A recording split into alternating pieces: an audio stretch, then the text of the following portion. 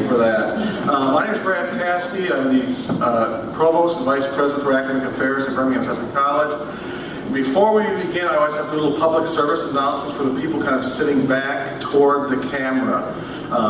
That camera will pick up your voice if you talk, so use sign language or something else, and you want to converse with each other at this point, so make sure that the speaker can be the person heard. It's now my distinct pleasure to introduce today's Provost Forum, presented by Dr. Kelly Russell. Dr. Russell is an Associate Professor of Education who joined Birmingham Southern faculty ranks in 2007.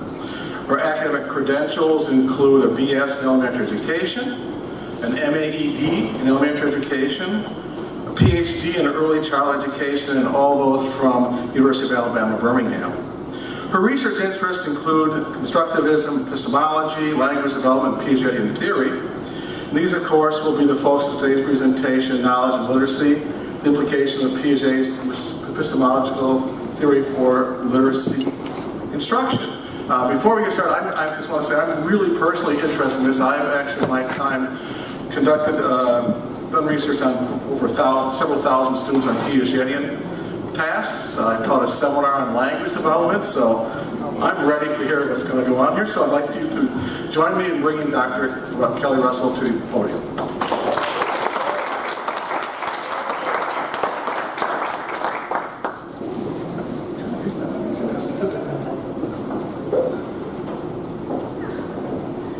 Good morning, welcome, and thank you for coming. Well, as you can see, the theoretical base of my lecture is the epistemological theories of Jean Piaget. I've been studying Piaget for more than 15 years, and for the first 5 years, I had the enormous pleasure of being able to study with Dr. Constance Camille at UAB. She was a student and a research assistant and a colleague of Piaget from 1962 until his death in 1980. So I believe that her influence will forever linger in my life, but I'd like to think that I've become a Piagetian scholar in my own right. My field includes early childhood and elementary education, birth to age 12. My doctoral work centered on genetic epistemology and constructivist theory of Piaget. Piaget was, among many things, an epistemologist. Epistemology is the study of language and knowledge, the study of knowledge, and how do we know what we know. And he was interested in how we acquire knowledge. Piaget also considered himself to be a constructivist. He coined this word, and it came to describe a philosophy of education as well as the name of a theory of learning. When Dr. Camille first arrived in Geneva, Switzerland in 1962, she asked Piaget how his theories could be applied in the classroom. And he dismissed her question and said that was of no interest to him. That was up to classroom teachers because he was looking at knowledge. He had absolutely no interest in how teachers were going to apply that. So my interest in creating a curriculum that reflects Piagetian constructivism began before I left the elementary classroom in 2005, and it continues to be important in every class that I teach. In my career, I've sought to understand how constructivist theory can help teachers to understand how children learn and to design curriculum that supports the development of children. Specifically, I've studied how children acquire number concepts and about how they understand time. My early research centered around child's pre-numerical construction of time, how they come to be aware of time, how they come to have an adult understanding of time, what is time. Then I don't know if you remember, Dwayne, when we sat around the fountain talking about time.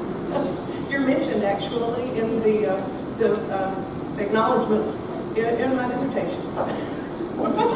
You didn't know that? Okay. I would say that I have more than a working knowledge of how Piaget's theories can be interpreted into math instruction.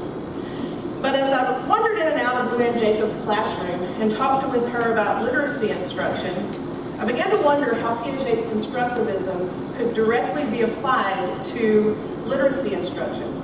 See, I had to do this in self-defense. Some of you know that my office is inside the education studio. And so I hear the classes that are going on. And it's not unusual for me to hear, hey, Kelly Russell, come out here and tell us what Piaget would say about this. And so I go out, and I think, okay, I know what Piaget says about accommodation, I know what Piaget says about this, but really, in the field of literacy, I was kind of winging it. So I decided that I would spend my sabbatical term looking at and concentrating on and trying to conceptualize how constructivist theory applies directly to early literacy instruction. But as I began, I realized that I had a handicap. Piaget wrote nothing about reading, nothing about writing. He had studied more than 50 areas of children's thinking in biology and knowledge, geometry and spatial sense, even moral development. He had a book called The Thought and Language of the Child. So that's where I started. Thought and Language of the Child. That would tell me about literacy. Not one word. Not one word about reading and writing. So I was afraid I was overlooking something. But I finally found one sentence in a book about early literacy.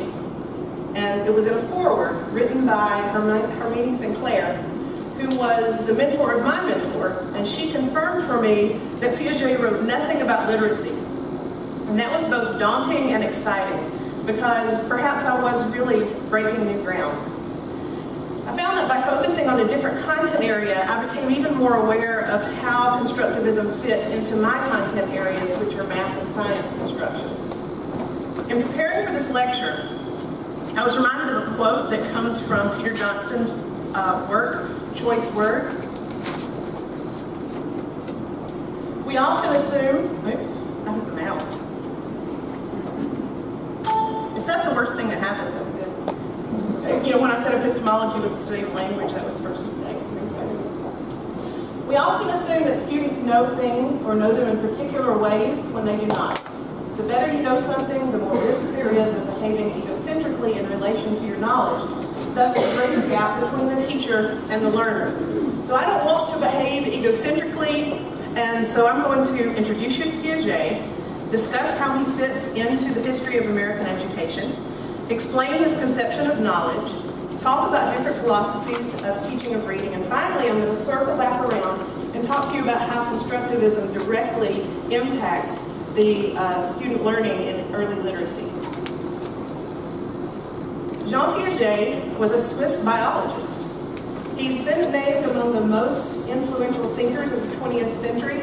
Sun said that his name, like Freud, will forever be imprinted on the annals of human history as one who penetrated further into the essence of human development. He published his first peer-reviewed journal at the age of 11. It was on the albino sparrow. He went on to be interested in the adaptive behavior of freshwater mollusks. And before his career ended, he had published more than 60 books and more than 200 articles. Those books and articles, however, were not about sparrows or about mollusks. While in graduate school in France, Piaget took a job scoring Binet intelligence tests. This test had just been developed, and it was a test that helped to determine how a child would do in school, so that you could put them on an academic route, or you could put them on a professional or trade route. And that's what this test was about. Piaget took a job to support himself in graduate school, scoring these tests. And that could have been a really mindless job, except Piaget began to notice a pattern in the wrong answers. And he was looking at children's answers, and he realized that there was a pattern in the consistency of their logic. He began to wonder about whether children add to their knowledge in a banking system of learning, as described by Paulo Freire, where knowledge is added upon and added upon and added upon so that it's quantitatively growing like money in a bank. Not my bank. Or is there a qualitative difference in how children think and how adults think? There's some misconceptions about Piaget. One misconception is that Piaget studied children. If I were to ask what you know about Piaget, those of you with an understanding of psychology or education would say that the first thing you'd think about would be his 4 stages of development. sensory motor development, pre-operational development, concrete operational development, and formal operational development. These four, my mentor, who's pictured here with Piaget in the early 1960s, taught me that these stages were, for Piaget, a very minor part of his work. He conceptualized these stages and they became his legacy, but they weren't his life's work, and they aren't even, in fact, about child development. They're about the development of knowledge. Piaget did study children, but he only studied children because that was the vehicle through which he could study knowledge. A second misconception that I've heard in regard to Piaget is that he only studied his own 3 children. But as you said, he studied thousands of children. He and his graduate assistants interviewed thousands upon thousands. It is true that his third book, The Origins of Intelligence, that was published in 1936, was about his own 3 children as he observed them through infancy and toddlerhood. And he looked at knowledge in many realms, from a conception of time, which is my favorite, to a conception of physical causality, to the moral development of a child, which went on to impact Lawrence Kohlberg's work in the area of morality. It can't be said, however, that Piaget had no opinions about the education of children, as is evidenced in this quote. Our real problem is, what is the goal of education? Are we forming children who are only capable of learning what is already known? Or should we try to develop creative and innovative minds capable of discovery from the preschool age on throughout life?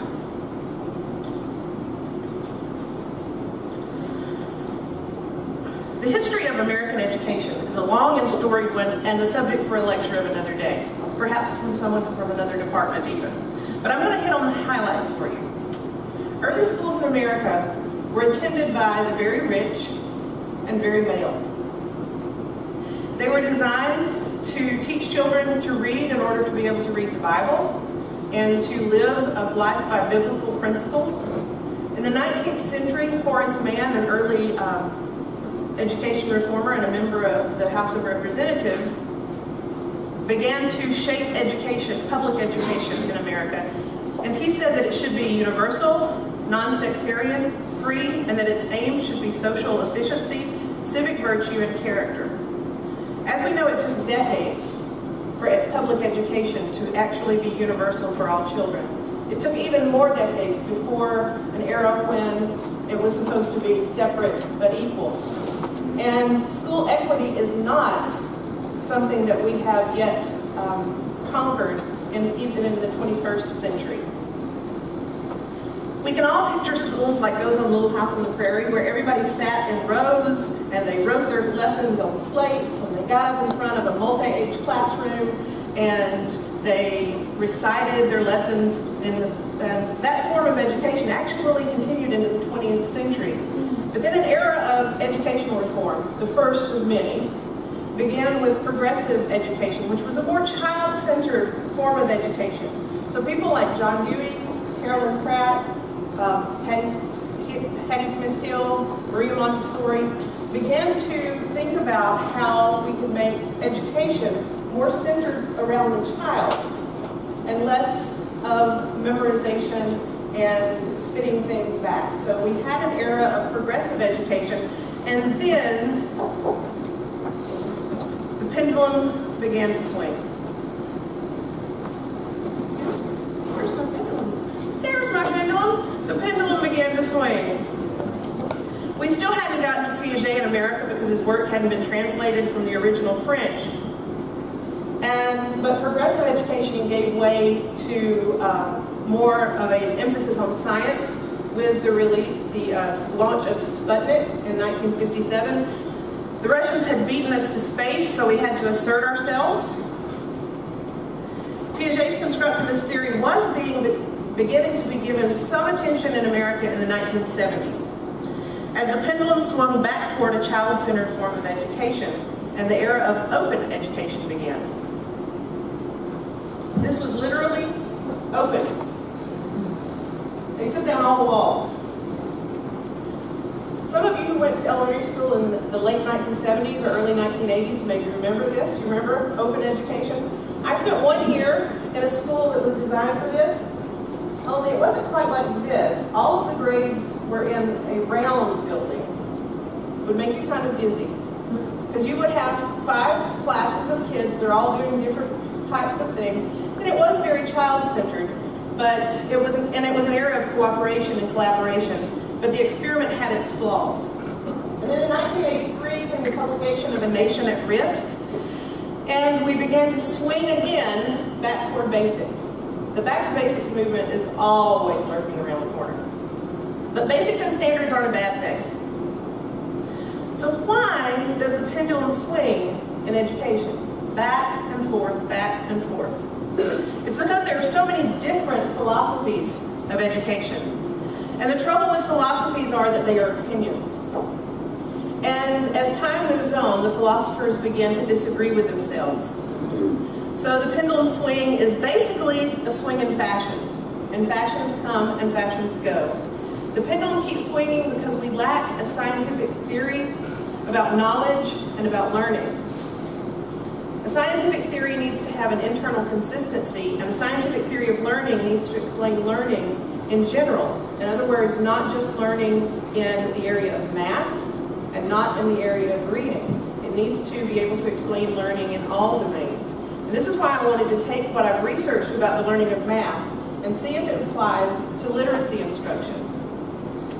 This consistent scientific theory is important to myself and my colleagues because one of the touchstones of our conceptual framework is groundedness.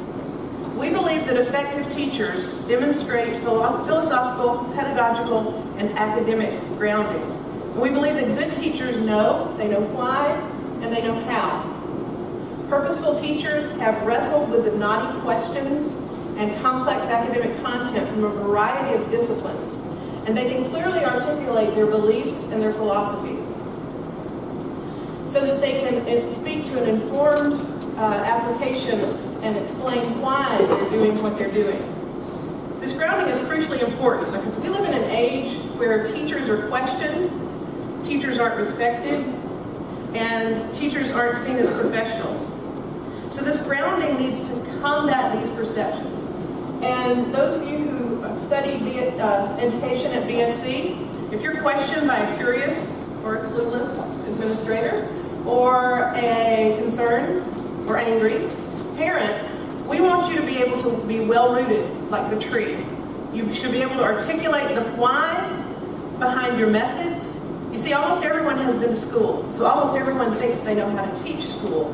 And our students are exposed to many great thinkers in order to answer those tough questions and to be professionals. A lot of professions are grounded in a scientific theory. Medicine is one of them. If you're sick, you want to go to a doctor who is well-grounded in the science that will get you well. However, not all doctors who have that scientific grounding are particularly good doctors, and that's because there's an art to medicine and healing, and physicians use this art and science to prescribe a course of treatment for their patients. There's both an art and a science to teaching. We want our teachers to be grounded in order to be able to be both that diagnostician and the practitioner. So they need to be grounded in order to develop a course of action for each individual student. So where are we going to find that grounding? This is a quote by my mentor. Piaget's theory provides the most convincing scientific explanation of how children acquire number concepts. So if this scientific theory can be applied to how children acquire number concepts, mathematical concepts like categorization, serration, temporal relationships, then can this be true of early literacy instruction? And that was the whole focus of my sabbatical research.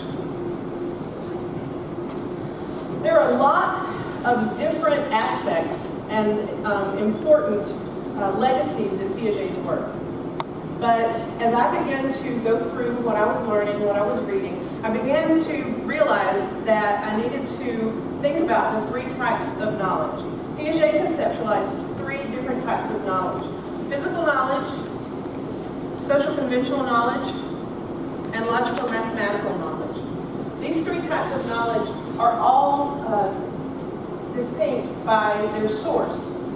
So the source of physical knowledge is partly in the object. It's in the objects in physical reality. Knowing that the sand in a timer flows downward and not upward is an example of physical knowledge. Seeing that something has shape, something has color is also physical knowledge. Social conventional knowledge is knowledge that's been agreed upon by conventions. So its source is conventions made by people. People have decided to call the shape square, and this has no bearing on the actual shape of the object. The color of the object is physical knowledge, and it's called many different things in many different languages because people decided that would be so. So these labels are invented by people, and they're social conventional knowledge.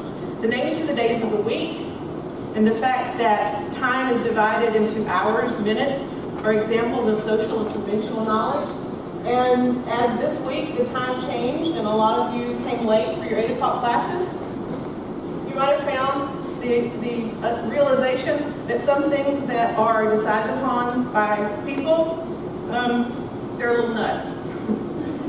Logical mathematical knowledge has as its source the relationships that an individual makes in the mind. This type of knowledge involves putting ideas and objects into relationships. When we meet someone new, we can make a lot of different logical mathematical relationships in our head. I might make a general relationship and say, this person is a student and I'm a professor. I could make a general comparison among our ages and say this person is younger than I am. I could make a pretty precise numerical relationship and say this person is 30 years younger than I am. And in this example, the person is the object, the physical knowledge. But the categories through which I apprehend this object are logico-mathematical knowledge. So I'm going to assess what you know so far. I'm going to show you two things. And as soon as they pop up, I want you to think about whether they are alike or whether they're different. So two objects, hint, physical knowledge. And I want you to decide in your own mind, logical mathematical knowledge, if they are alike or are they different. Ready? Okay. How many of you said they are alike? How many of you said they are different? Is anybody wrong? No? So this sameness or difference relationship, you made it in your own mind. So it didn't exist until you thought about it. And that makes it logico-mathematical knowledge. This has shape and this has color. That's physical knowledge. The shape looks like a cloud. That's social knowledge. The colors are yellow and red. Social knowledge, that's what we've named them. The sameness or the difference came into being when you made that logical mathematical relationship in your own head. So let me ask you, here's the toughie. Is that relationship observable with your eyes? All right, I'm glad I'm seeing some of this. It's not observable with your eyes because the relationship is in your head. The sameness and the difference don't exist in this. You guys are really tracking with me. You've got physical knowledge, social conventional knowledge, logico-mathematical knowledge. I've presented about this all over the country, and most of the time when I ask someone, is it observable with your eyes, I get a lot of nods. So I'm excited about this bunch. Okay. So as I began to think about how the theory applies to reading, I began to look for the three types of knowledge in reading. So where is the physical knowledge in reading? Writing is marks on a page. So children see marks on a page and they make marks on a page, but they're not really making any relationships about them. They're just marking on a page. Physical knowledge. Eventually, they begin to take what they've learned, social knowledge, and make things that look like the letters, which are social knowledge. This is called a letter string. And it's pretty universal in all of literacy learning. When I was in graduate school and I was taking an early literacy class, we were tasked with interviewing children and getting them to write for us. I interviewed a child in English, and a friend who interviewed a child who spoke Japanese, and another friend from Kenya interviewed a child who spoke Swahili. But even though we were looking at 3 different languages, we found number strings. It's almost universal that kids begin to logico-mathematize the physical knowledge and the social knowledge in the same way, no matter where they live in the world. I found this quote by Frank Smith, who's a very important person in the realm of reading instruction. Print is just a facet of the world, but not different from all the complex sights, sounds, smells, tastes, and textures in the environment. I took this to mean that Frank Smith agreed with me that print is physical knowledge. Sights, it sounds, it smells, it's empirical knowledge. Things that are in external reality. So, where is the social conventional knowledge in reading? We've looked at the physical knowledge. Well, here's some social conventional knowledge. Letters are written like this. They're written like that because people decided it's so. Letters sound like this. Again, because people have attached these sounds to these letters in the English language. So there's nothing inherently D about a dinosaur. This little guy has shape, he has color, and I can name that color as blue with yellow and green spots. But there is nothing inherently D about a dinosaur.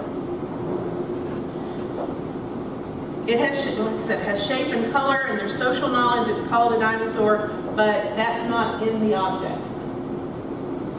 And they can't construct, children can't construct that dinosaur starts with D. They have to be taught that by a person. Where's the logical mathematical knowledge in reading? I use letters to make words like this. I'm going to give you a minute to decode this invented spelling. A snake came to visit our class. The relationship you made in your head when you saw this might have been, oh, that's cute. Or, that is so simplistic. But I want you to take a look in a moment at the sophistication of this. The child represented the sounds that she hears around her with the social knowledge of the letters that are attached to those sounds. And she wrote, a snake came to visit our class. There's one other thing that we can tell about this child. This child is from the South. Because our has about 3 syllables. So, as the child begins to have more and more of a logical mathematical framework on which to hang this social and this physical knowledge, their writing becomes a little more conventional. And you see, again, I use letters to make words like this. Let's take a look at some of these words. Ocean. This is how the child is representing the sounds that he hears with the social knowledge that he has learned about letters and sounds. Because a child is not going to construct for himself in his own mind that SH makes the sh sound. This one, for karate, I don't think a child would create the relationship between I and E. I suspect that this child has a friend named Katie and has seen that IE makes the sound karate, so KT, and they put that there. They've learned it through social knowledge. They've made that relationship in their head. The teaching of reading is a complex undertaking. And I dare say that if I handed you a 6-year-old and I said, go, you'd be intimidated. In fact, if you're smart, you'd be intimidated if I said, teach this 6-year-old how to read. Because it's a very, very hard thing to do. It's not easy, and it's controversial. Controversial? How can teaching reading and learning to read be controversial? Well, let me introduce you and welcome you to the reading wars. This is a war that is so large that I had to boil it down to 2 camps. Synthetic camp versus analytic camp. A synthetic view of reading Views reading is starting with the elements smaller than the word. So it starts with the letters. Let's remember that the letters, the markings on the page, are physical knowledge. Knowing the sound and attaching it to the shape of the letter are social knowledge. So, as such, it's reasonable to believe that the child has to learn these things and has to be taught these things, because people are the source of social knowledge. So you may have experienced some teaching like this. I know I have. Starting with something smaller than the word. Duh, duh, duh. D says duh. Ah, ah, ah. O says ah. G, g, g. G says g. This word is g, ah, g. So we're seeing the types of knowledge here. But when does it become meaningful to the child? Only when the child puts it into a relationship in her own head. So if you attempt to teach these sounds to a child, and you say d, d, d, says D, is O, G, g, g, g, you might feel really proud of yourself. And that child can tell you, that's a D and it says duh. You come back a week later, and you ask that child, what is this letter? And they'll say, P? How do they do that? The child has the social knowledge of names of the letters in her head, and she may even have made the relationships between the name of the letter and its physical form. But in this case, the child who said P might be on the right track. You see, spatial awareness is logico-mathematical knowledge. And a letter P and a letter D aren't very different from one another if you flip them. So the child knows that the circle and the stick make some letters. It could be a D, it could be a P, it could even be a Q. So they're still learning, and they haven't put it into a relationship in their mind.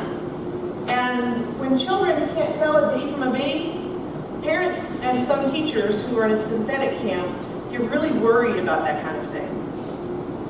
So teachers using the scripts of other people spend untold class time teaching children the sounds of letters. So let's take a for instance. This is a short A worksheet. I'm going to give you a second to see if you can figure out what's going on, because there are no directions.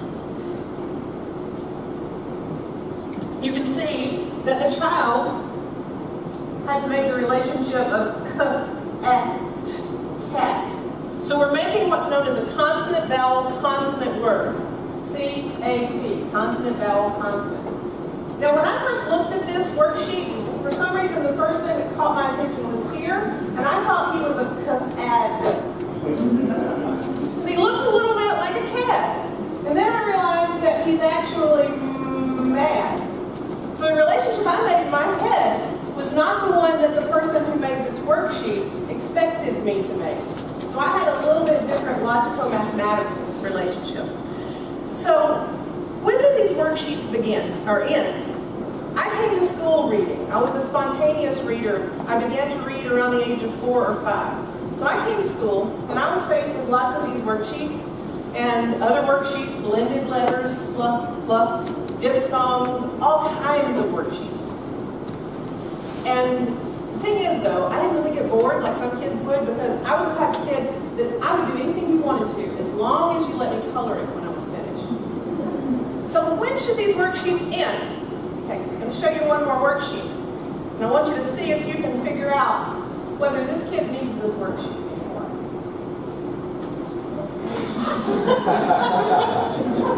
Yeah! Short A, nothing but a consonant, a vowel, and a consonant, 3 letters. So we've got cab, which is some social knowledge that kids in my hometown where there are no red lights, and we're about to get a Jack's hamburgers, and that's about it. They don't have any logical mathematical framework for cab. So they probably write car, and that's an Arkansas vowel, so that's wrong. Then you've got bag, and did you figure out what this was supposed to be? Lab. Okay, this kid has gone beyond consonant, vowel, consonant. Somebody needs to give this kid a book, because they're ready. They've made some logico-mathematical relationships, some really good logico-mathematical relationships. So, like I said, time to give the kid a book.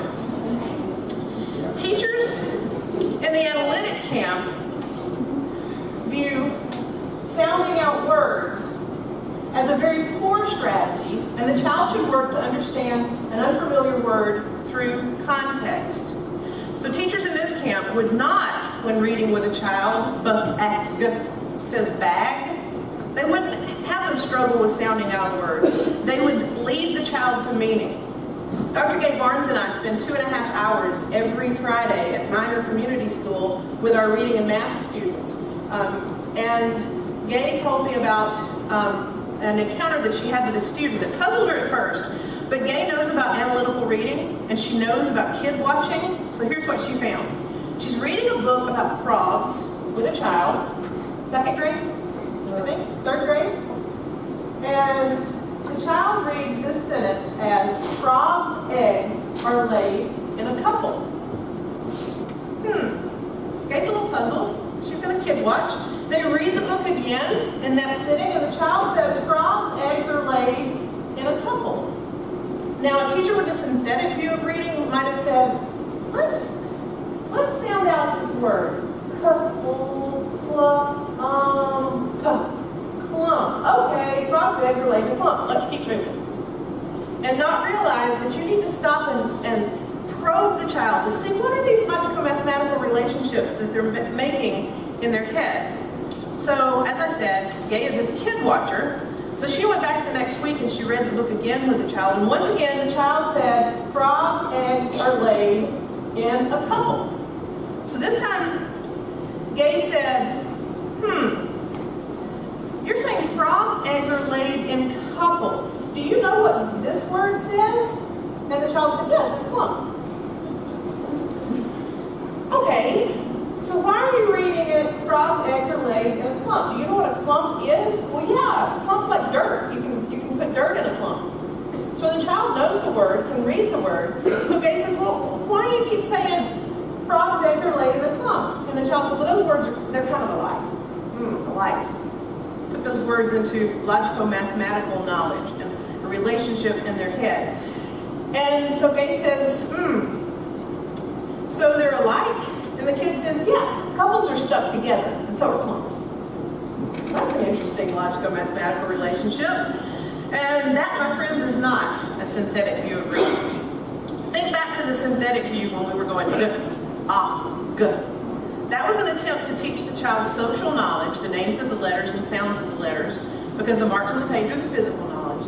And that is a necessary step in reading. But in order to read, we want the child to take that physical knowledge and the social knowledge they have been taught and place it in the framework that they have going of logical mathematical knowledge in order to have meaning. There's not reading until you have meaning. So we might show a child something like this. And then we ask them, before we say, let's sound this out, you say, well, what is this?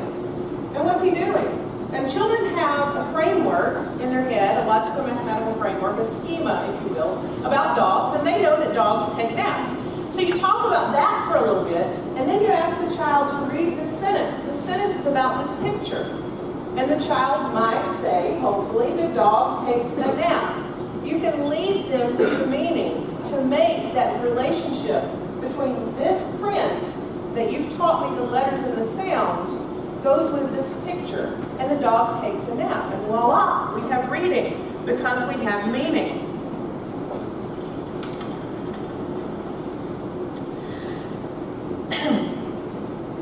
There's another aspect to analytical teaching.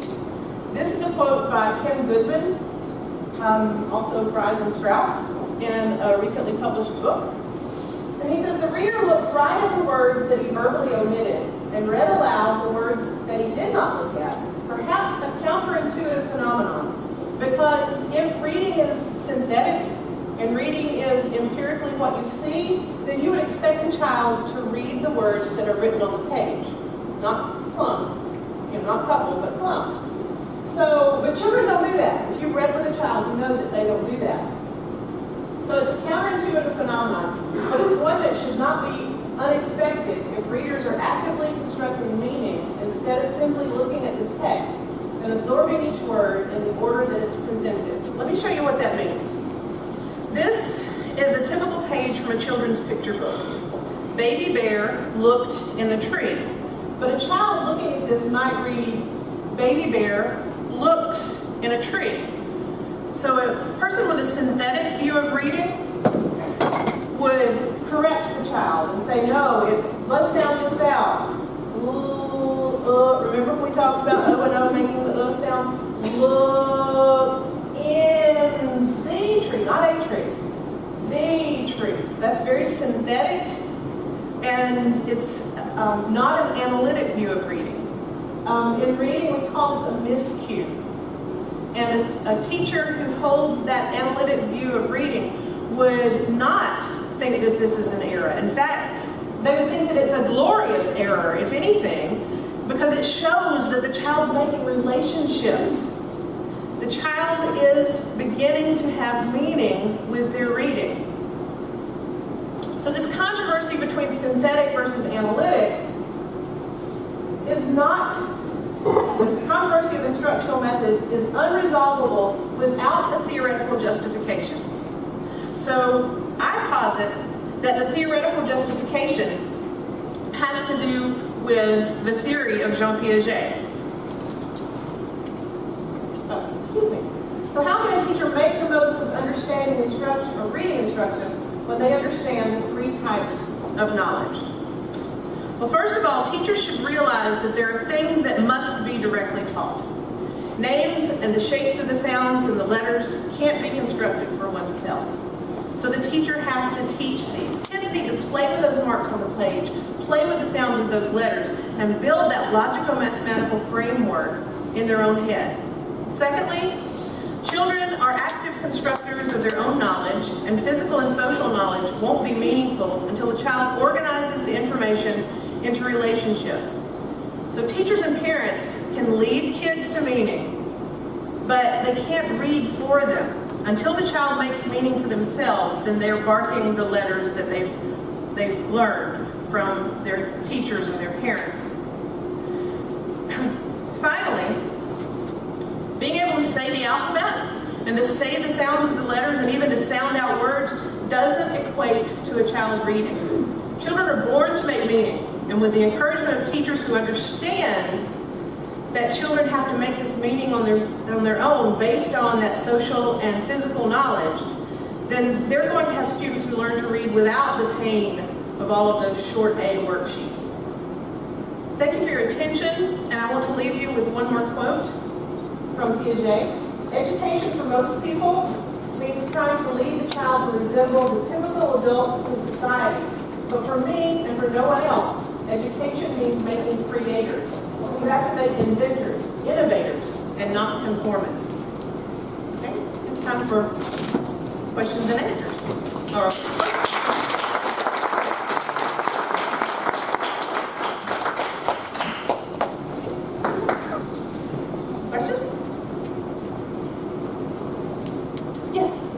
Like a really complex Venn diagram on one slide.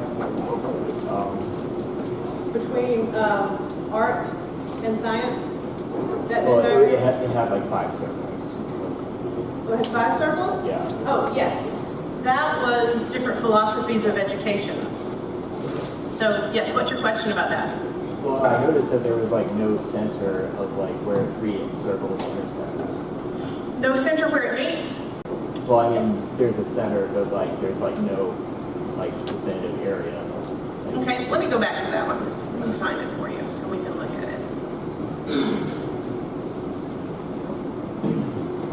Okay. Yeah, where 3 circles meet, it's just one exact point. So you've got essentialism, perennialism, behaviorism, progressivism, and existentialism. So it is a very complicated Venn diagram, and you're saying there's no one place where these meet? Well, they meet, but it's just at one point. Is there like no like way that they are all free of like essentialism, perennialism, and behaviorism? That I would say that there are not places where they meet, because as if you remember, I said that the philosophies of education are fashioned and not so much based on scientific knowledge. And so there are places where they meet. Behaviorism being in the center is because behaviorism is about giving you a gold star when you tell me that letter's a D instead of a P. And behaviorism is rampant. It works. It really does work. And so it's a very big central philosophy of education. Did I answer your question? Yes? You talk a lot about synthetic and analytic types of the two camps. Is there a way for a teacher to be effective in implementing both of those strategic camps using them in teaching? Using them at the same time? Yeah, at the same time.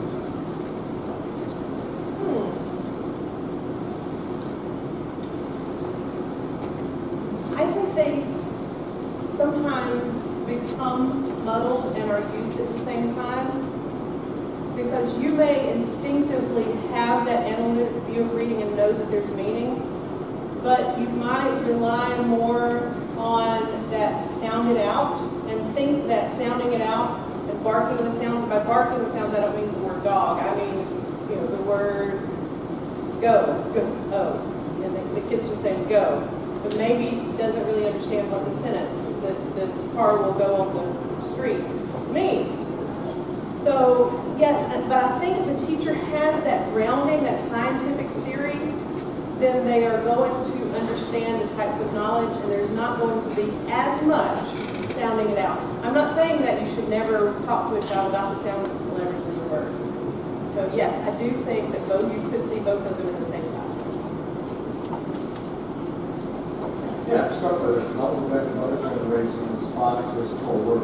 Yes. Same argument, right? Yes. Sound it out or understanding. And to me, it was an interesting argument because Einstein, science about religion is the main, religion science is blind. Both those things seem to have to occur at the same time, right? Because to sound it out in a sense like the bandage will wound around the wound, or there's no insurance is invalid in the invalid. Yes. In English, you have the same words, the same letters mean different things. So what I like is that idea that context has to be there, or sounding out doesn't make sense. But at the same time, you don't have another skill set. It's really kind of working together. Really, you figure out where that strategy is not working for this student, where they're not. I have an entire, I published this once, I have an entire, about 40 of these sentences that are like that. Think you'll be second author on it? You can have it for free. Oh, I can have it for free. Wonderful. Okay. Any other questions? I'm a teacher, I have to wait. Thank you for your attention today.